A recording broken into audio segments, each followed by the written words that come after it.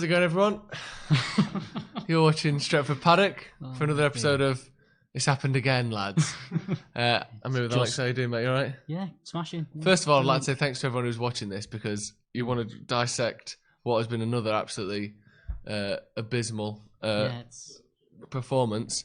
Thank you very much for joining us, but it's happened again, hasn't it? Yeah, it was kind of what we thought, wasn't it? It's mad. I can't believe it. I actually can't believe it. I know we've been bad for ages, for years. It's not getting any better and all that. But it's just not. How can we just keep not winning? We just lose and we draw and we lose every game. Like I said, we kind of expected it before the game, but with this you back don't in your mind, really you think, do you know what? Maybe they'll do something. Yeah, you'll maybe say. They'll.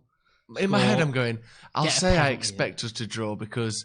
Really, that way it doesn't look bad when we do. But really, I think we're going to win. Yeah, I think we're going to win this before the game. the Rashford's going to bang one in. Yeah, it was going to turn around eventually. We'll get a penalty early on. They'll come out. And These are like a relegation side. Even other relegation teams beat Newcastle. Yeah. Watford could beat Newcastle. We can't. We can't do it. We're not that shit up, but we are that shit.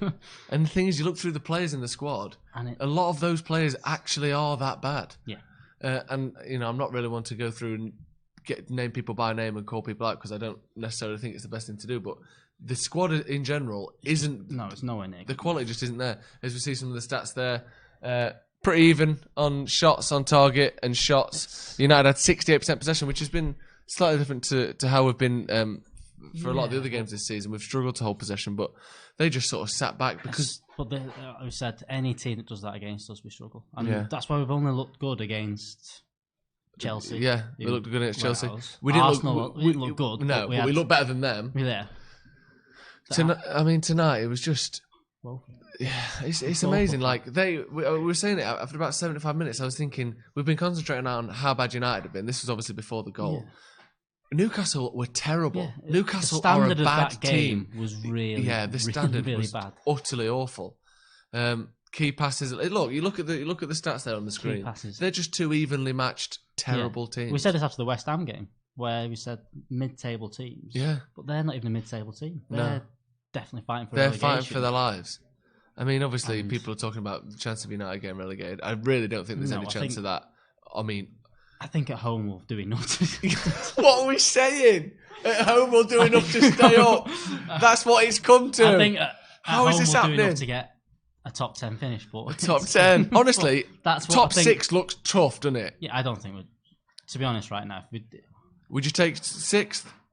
Oh, definitely at the minute. Really, the way it's going. Europa League at least, Europa isn't it? League, and hopefully after the international break, we have a few players come back and actually look like we can string a few passes together. Yeah. But at the minute, it's just unbelievable. I mean, should we try and have a look at some of the performances, see if anyone stood out to you? Do you think anyone was worthy of any kind of praise today?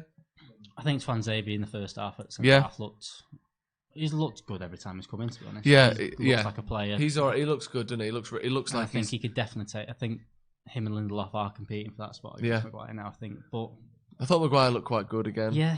Missed that sitter though. Missed that sitter, yeah. For anyone who didn't see it, about our centre halves. It was a free header from the corner about 4 yards out, and it just glanced it wide. Put in about 6 years. Yeah, I think he just wasn't expecting it. He's like, there's no way this ball will come to me. I'll just start jogging. But no, dreadful. It's been really bad. Obviously, let us know in the comments if you think there was anything, any kind of positives from that game. Anyone that you were happy to see, anything. Just let us know what you think. Said before the game, a lot of academy players, which can be seen as a positive, but I think it's just because we've not got enough players. Yeah. It's not. And also, eventually, even no matter how many academy players you've got, if you're losing every game, they're not getting filled with confidence. They're not progressing as players. They don't seem to know what system they're playing. The formation looks stagnant. We're not creating any chances. Yeah. We're not stopping the opposition create chances. No. Obviously, I think our defence isn't actually that bad. It's one of the better defences in the league. But we've not played against many top teams. No. We've played against Arsenal at home. We've played against Chelsea at home. We've played against no top 6 teams away. Leicester maybe. But that was at home as well. It's not like we've had a rough run of games. No, our away. You wouldn't expect to concede a lot of goals. You'd expect to win all our away games so far. We've not been. West Ham away is probably the one you'd say usually a tough place to go to. But we should be winning those games. We should be winning those games.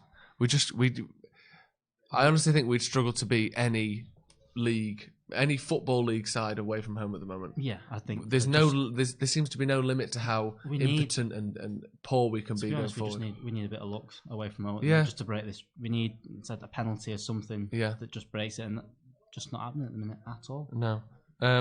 People in the chat saying Fred was horrible. Fred was pretty poor today, wasn't he? I mean, I think everyone was asking for him to come in when Pogba stepped out, but he's just not. He's not done it. I think he's had a couple of performances in Europe, but apart from that, it's amazing how I think on the ball he's dribbling his tight turns. He looks really classy and he's got a good movement and a feel to him when he's in possession that not a lot of players United have. But he's passing. It's so loose. And how many times? I mean, twice today, Man United footballers have let the ball go under the foot out for throwing. Yeah, Young did it a couple of times.